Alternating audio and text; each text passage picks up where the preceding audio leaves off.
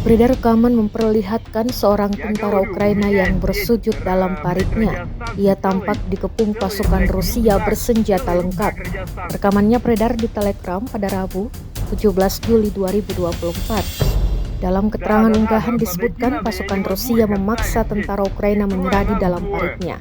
Usai dikepung dan ditodong senjata, tentara tersebut juga dipaksa membuka rompi dan topi anti pelurunya. Selain menginterogasi, tentara Ukraina tampak pula pasukan Rusia terlibat kontak tembak di luar parit. Sayangnya tidak dirincikan lokasi parit yang disambangi kali ini. Rekamannya pun kini telah menuai berbagai komentar dari warganet.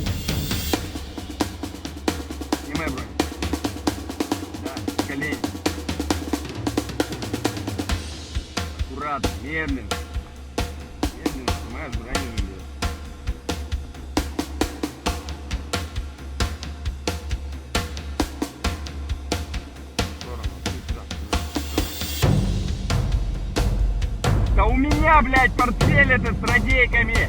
Ложись, все. Я здесь. Дай.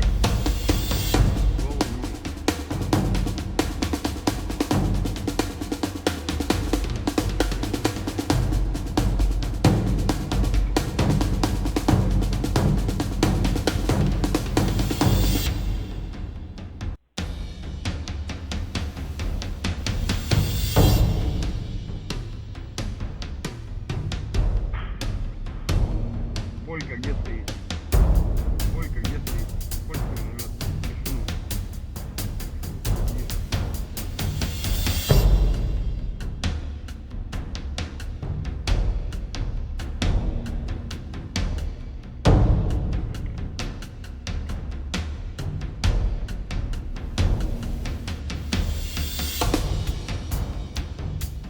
Я! Так сюда, сюда, сюда! Ко мне! Забирай. Там две моторола, блядь, меня. Да, там 3 штуки.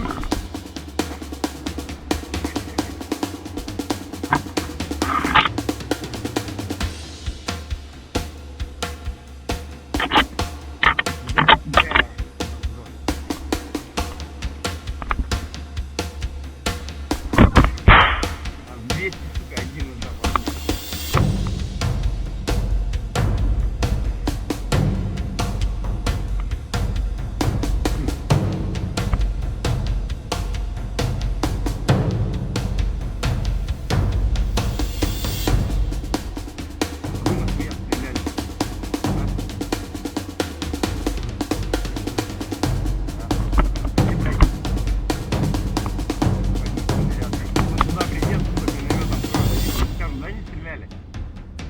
А?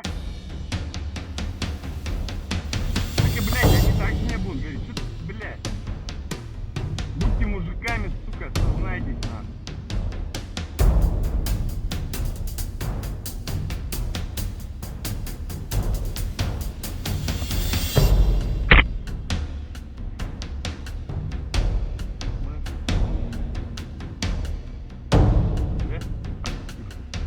А те, которые...